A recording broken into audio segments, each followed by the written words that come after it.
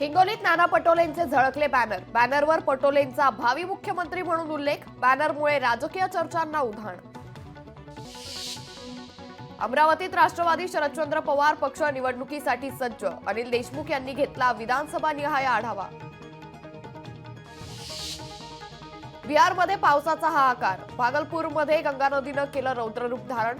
गंगेच्या काठावरील अनेक घरं पुरात वाहून गेली. जरांगेंनी कधीही धनगर आरक्षणाला विरोध केला नाही. जरांगेंचा धनगर आरक्षणाला कायम पाठिंबा. धनगर नेते सुरेश कांबळे यांची प्रतिक्रिया.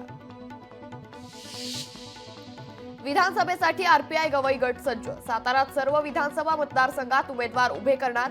राष्ट्रीय नेते डॉक्टर राजेंद्र गवई यांची कोरेगाव येथील मेळाव्यात घोषणा. राज्यातील विविध तीर्थक्षेत्र विकासांच्या आराखड्यांना मंजुरी. मुख्यमंत्री शिंदेंच्या राज्यस्तरीय शिखर समितीच्या बैठकीत मंजुरी. 305 कोटींच्या आराखड्यांना मंजुरी. लोकसभेनंतर पुन्हा आता आर्वी विधानसभा क्षेत्रात तुतारी की पंजा. आर्वी विधानसभा क्षेत्रावर काँग्रेसचा दावा.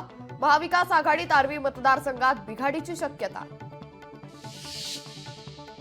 निर्माणाधीन भिडेवाड्याचं पंतप्रधान मोदींच्या हस्ते भूमिपूजन कशासाठी. भिडेवाड्याच्या भूमिपूजन कार्यक्रमाला राष्ट्रवादी शरदचंद्र पवार पक्षाचा विरोध. मोदींच्या पुणे दौऱ्यावरून भाजप आणि राष्ट्रवादी शरद पवार पक्षात जुंपली.